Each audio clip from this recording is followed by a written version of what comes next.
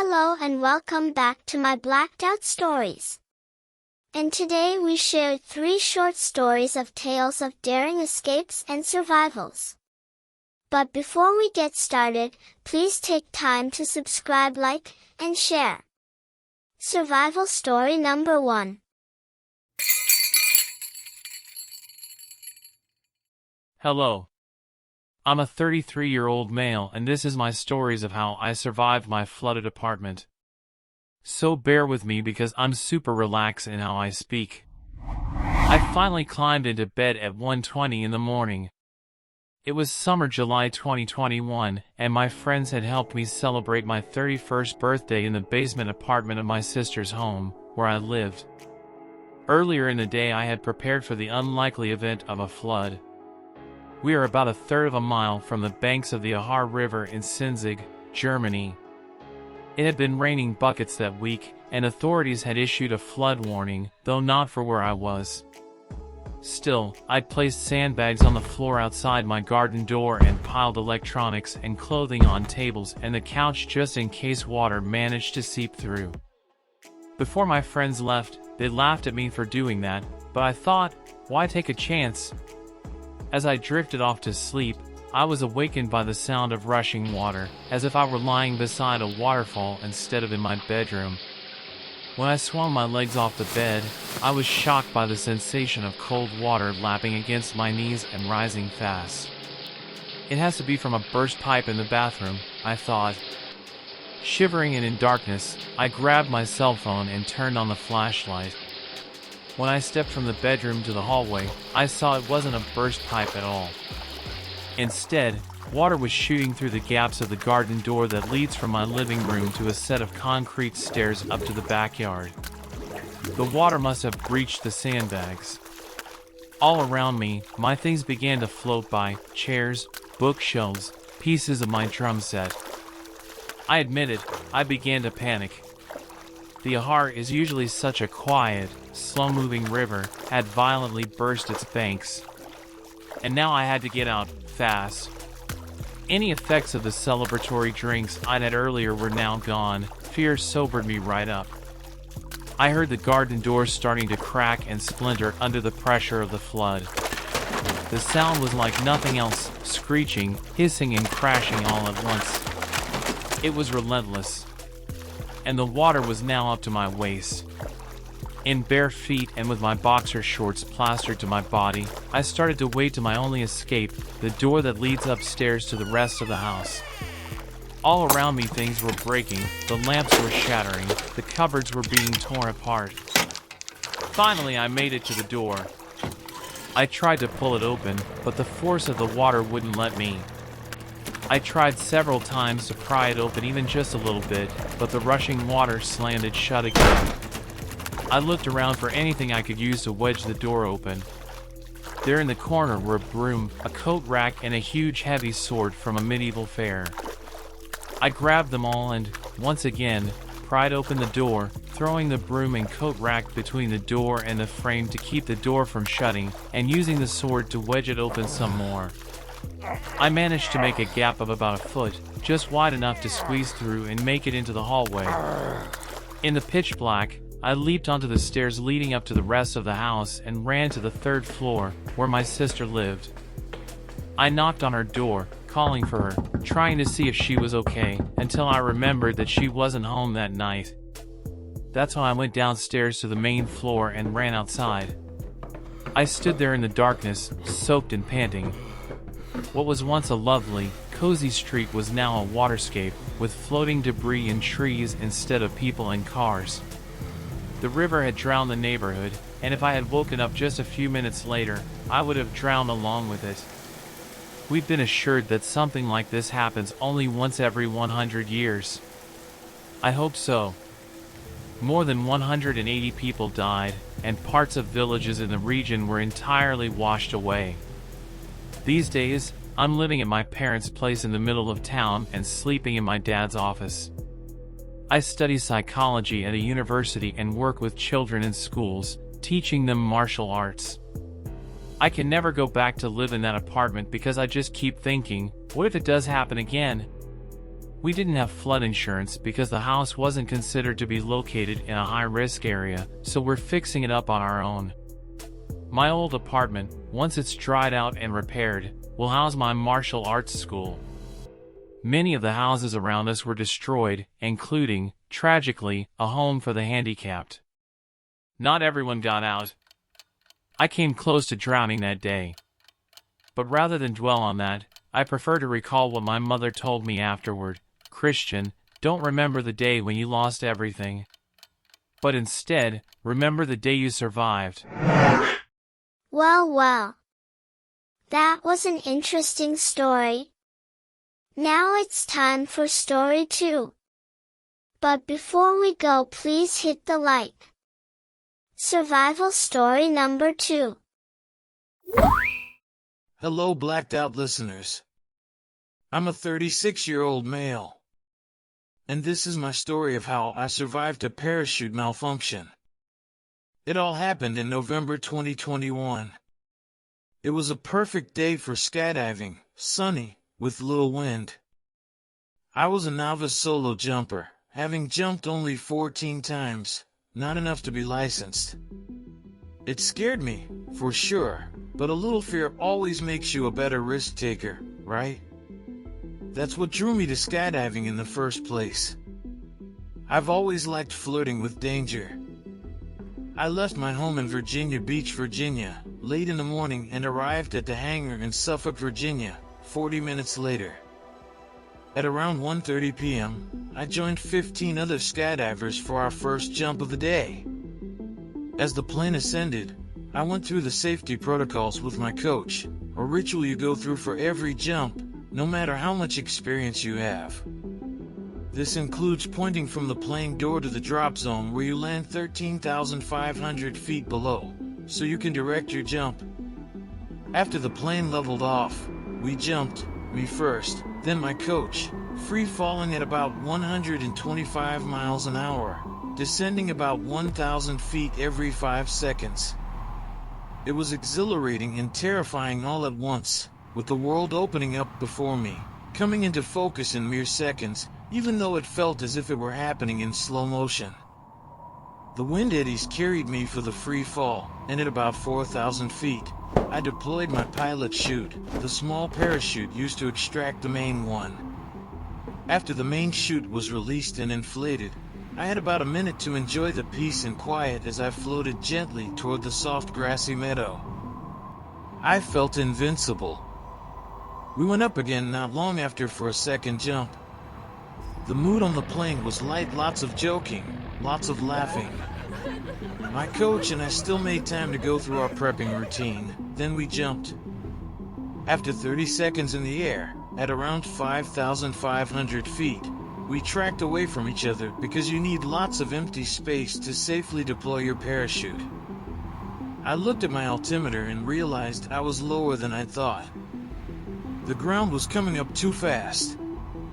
I knew I had to pull the pilot chute at roughly 4,000 feet, as I'd done the last time, but I was caught off guard.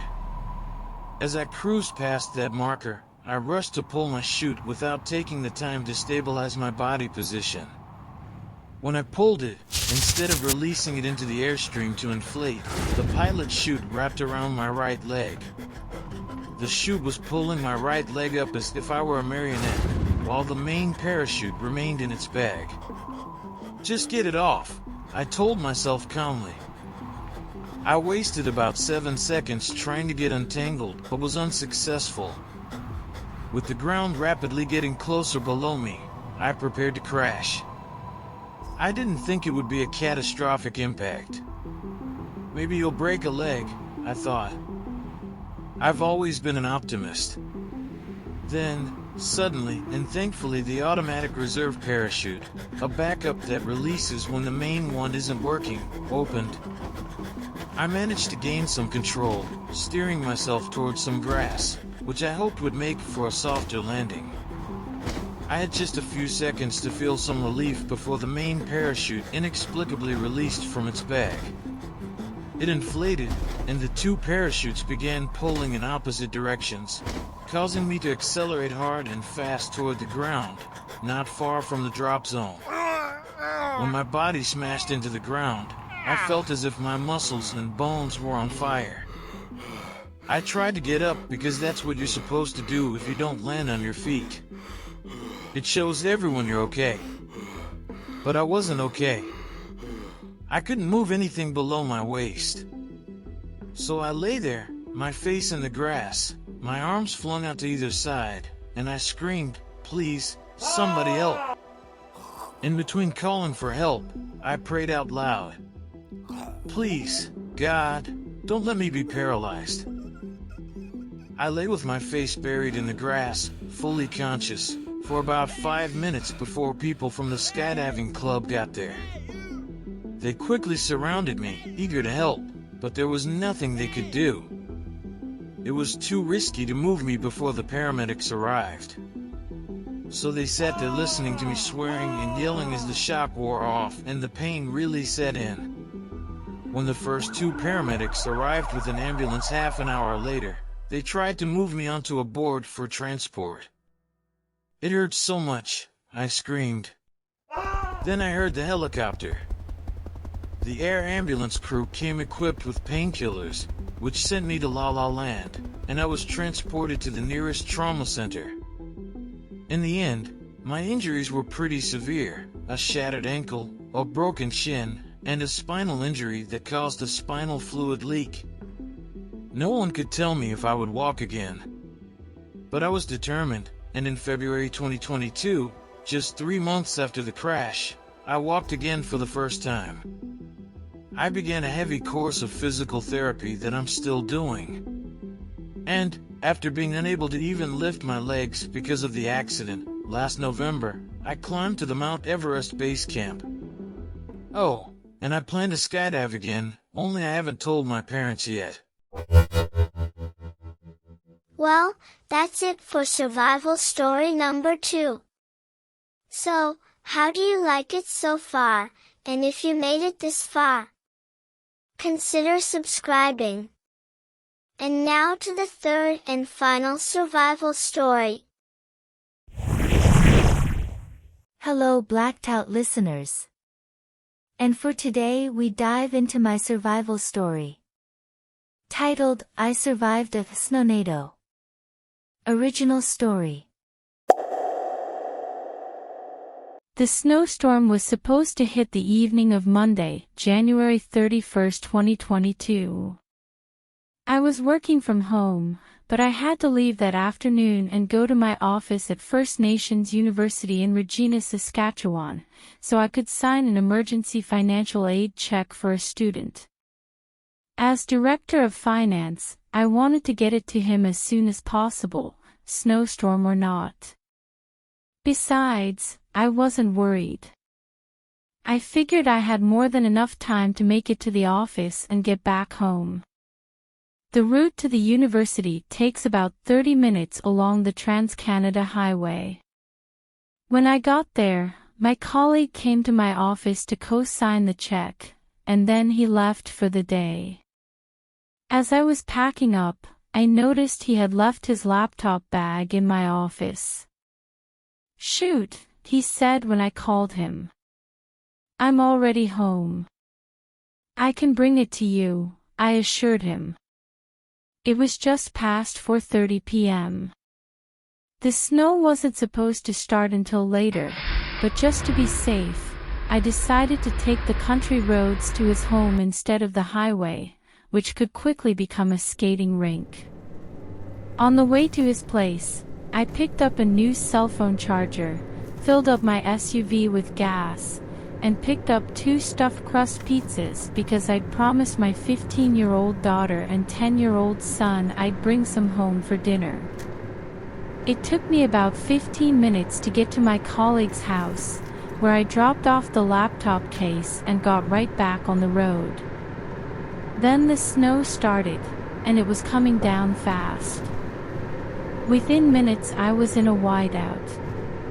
The storm was a snowtornado, or what the TV meteorologists call a Saskatchewan screamer, because it comes in fast and so windy that it screams. The road soon switched from paved to gravel, forcing me to slow down. The windows were fogging up and getting covered with snow, so I rolled down my driver's side window, thinking I could better follow the edge of the road and keep to a straight line. But really, I didn't have a clue where I was or even which side of the road I was on. At one point, I don't know exactly when, I stopped because I was afraid of driving into a farmer's field, a ditch, or worse. I kept the car running to stay warm and called 911. 911, what's your emergency? The dispatcher told me to sit tight and wait things out for the night. Nobody was coming to get me until morning at the earliest. Those seconds after the call were agonizing. Getting out to walk in a whiteout with zero visibility, high winds, and a temperature that was hovering around 14 degrees, when I didn't even know where I was, wasn't an option. But I worried other drivers wouldn't see me and would barrel into the car from the front or behind. Or the tailpipe would get clogged with snow, and I'd die from carbon monoxide poisoning. Or the storm would continue for longer than predicted, and I'd be found too late. Breathe, I told myself. Panicking won't help. My kids. It was the first time they would ever be spending a night without me at home. I called and told them what was happening, forcing myself to sound calm. I didn't tell them I was terrified. That I, a problem solver all my life, couldn't figure out what to do. It was now about 6 p.m. and dark. What would my black Ford Edge SUV look like in a whiteout at night? Would it appear as a shadow? Or worse, would it be invisible? Suddenly, a truck drove by, barely missing me. It was close. But surprise soon turned to thoughts of salvation. I put the car in drive and followed the truck, desperate, with no idea where we were heading. When it suddenly turned, I didn't know what to do. "I'm going to the beach," the driver shouted through his open window, his words almost lost in the wind. I knew the beach wasn't in the direction of my home, but I had no idea where I was. So I stopped the car and texted my colleague whose laptop bag I had just returned. I joked about my good deed ending in disaster. But he had an idea. "Pin your location on Google Maps and send it to me," he said. I did, and a few minutes later, he texted me back a screenshot of the satellite view of where I was. We figured out that I was on a road called Bouvier Lane, in between two farms. It was now 6:30 p.m.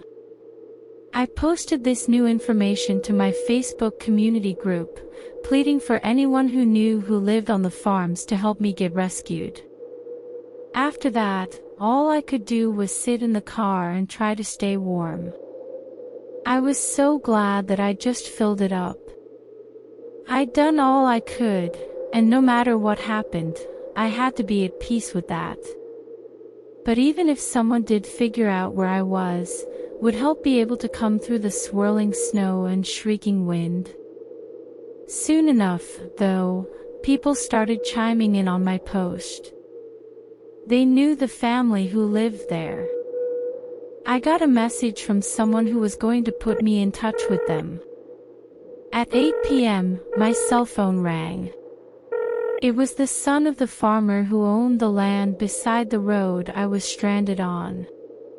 He told me that his dad was coming to get me. Then, about 45 minutes later, I saw a tall figure in a yellow rain slicker striding toward me in the dark, carrying a flashlight. I'd never been more relieved to see someone in my life. It was Andre Bouvier, who'd walked about 550 yards through the blizzard to come to get me, fighting the wind and snow each step of the way, shielding his eyes from the stinging snow with a mittened hand. "Can you drive?" I asked, shakily. My nerves are shot. He thrust his face closer to mine. It was then that I noticed the silver hair and wrinkled skin of an elderly man. No, he replied, his voice steady. I want you to follow me in your car.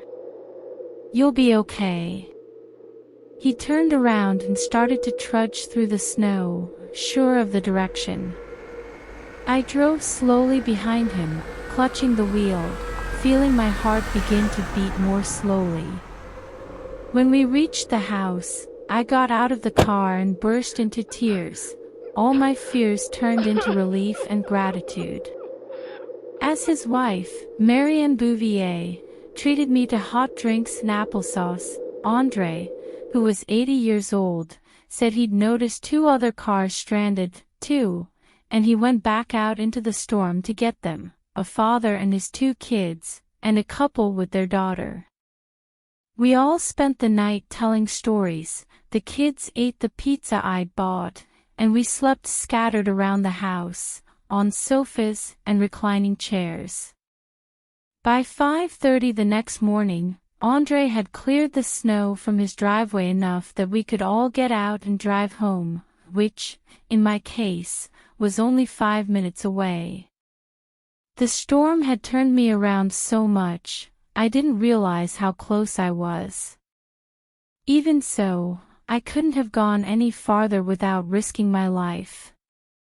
The experience has been a game changer for me.